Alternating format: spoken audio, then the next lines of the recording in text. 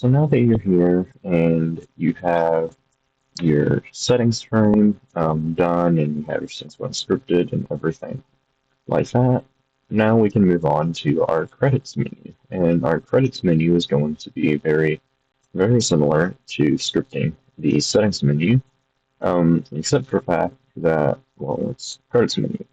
And so to begin, we're going to want to again insert a new frame into our background frame. We're going to rename it to credits frame because again, every just good practice that every single uh, name you have for all of your different objects is different. Just a good practice to have. And so now, because we already made the settings frame, you can actually go down to the X in our settings frame. We can hit duplicate, right click and hit duplicate, and then drag it up into our credits frame. And you can see right here it is inside of our credits frame. Move it back into the corner, don't know why it was ever out. Now we have our X and our credits frame. We have to open the local script though, and we can see that we actually made this dynamic so that whatever the parent of the button is invisible, and in this case it is the credits frame.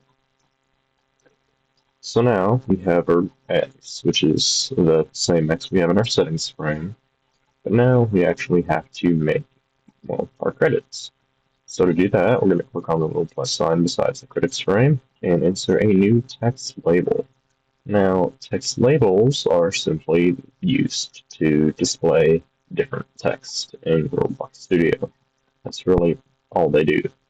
And so, to do that, like I say, we have this plus sign, click on text label, and now we have a text label here in our view frame. I'm going to double click on this, and we can change the text on it now, which is a shortcut to going all the way down here to text property and typing it back in. And in our text property here, I'm just going to type in scripter and then my YouTube channel name. You can type in whatever you want here, whoever contributed that portion of the project, and then we can click on our text scale property to make it scale right, and then we can extend the front label so that it nicely displays our text like that. And then we can put it up here, and then duplicate it, move it down a bit, right click, duplicate, or press Control D, either one works. And you see that now it can have a few more credits. So I can hit UI designer, or I could put 3D modeler, and etc. etc. You just have your different credits. Now, the white background doesn't look that great, especially with it being so square.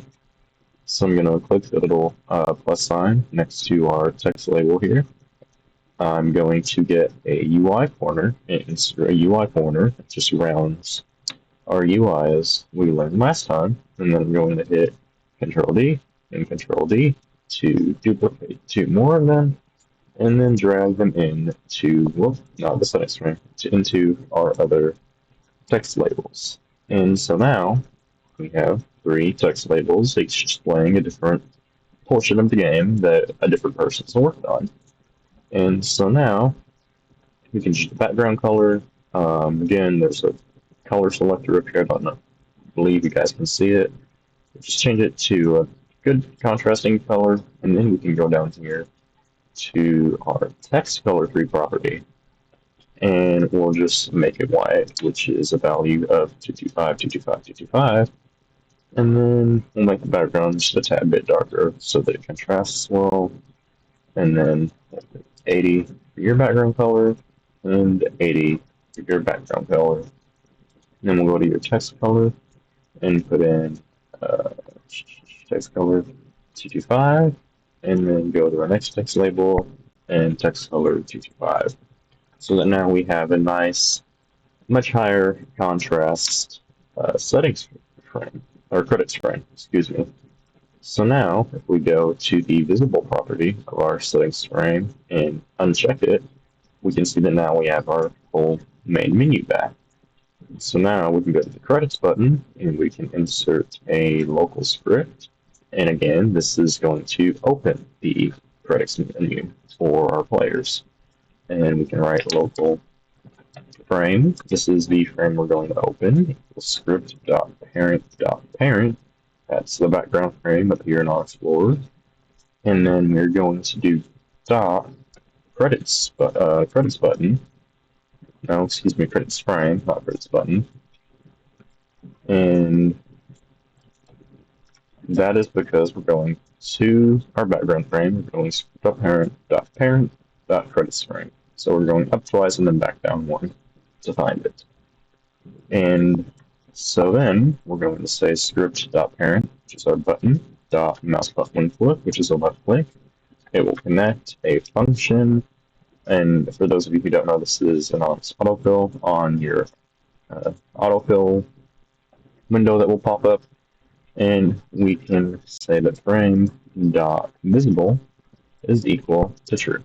And this just makes our credits frame visible whenever you click on the button. And if we go to home and play, then we can see here that when I click on our credits button, it shows us all of our credits for our game. And when I click the X, it goes back, etc., etc. Same with our settings button.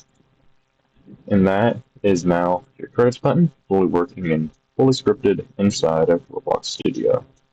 We'll work on making some new transitions and just making them flow a lot better, because right now, as you can see, if I just hit settings, it just kind of pops up out of nowhere. Credits just kind of pops up out of nowhere. There is a way to make these transition a lot better, and just to overall make the menu look a lot more visually appealing, excuse me, and we'll get to that in the next video.